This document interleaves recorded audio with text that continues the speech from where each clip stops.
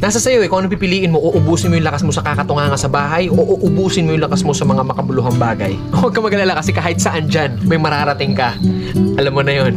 Hindi, ganito kasi yan. Dahil lang alam mong matagal at mapapagod ka, hindi ka natutuloy. Tsong wala kang mararating kung hindi mo pipihitin yung susi sa loob ng ulo mo. Gaano man kataas ang pangarap mo sa buhay, huwag kang matatakot sa pagod at sakripisyo dahil parte yun eh. Hindi ka makakakain ng kanin kung hindi mo sasaingin. Hindi ka makakakain ng ulam kung hindi mo lulutuin. Lahat ng bagay kailangan kilusan mo muna sa umpisa. Hindi tatakbo ang sasakyan kung hindi mo sususian. Kung hindi mo lalagyan ng gasolina, hindi yun tatakbo sa kung saan mo siyang direksyon dapat dalhin. Kailangan kumilos ka.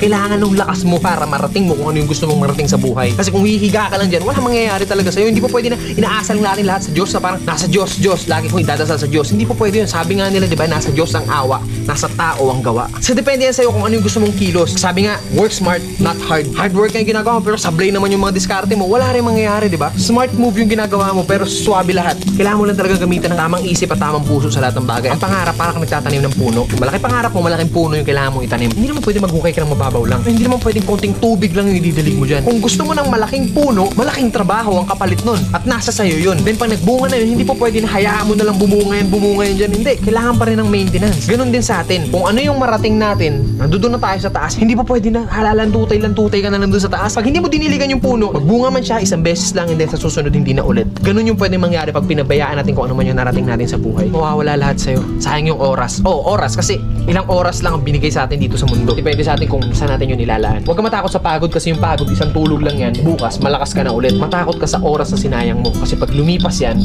kahit tumambling ka pa ng 100 beses dyan, hindi mo na mababalik yan. Ano man ang landas na tinatahak mo ngayon, mabagal man ang pag-usad mo, ang mahalaga, umuusad ka. Hindi nakastuck ka lang sa comfort zone mo, men, sablay yun. Kailangan mabagal man yung movement mo pero hanggat umuusad ako, still, umuusad ako. Darating at darating ang panahon na lahat tayo makakarating sa gusto nating puntahan. Pare-parehas lang ang kinakain ng tao kaya lagi mong isipin na kaya mo rin yung kaya nila.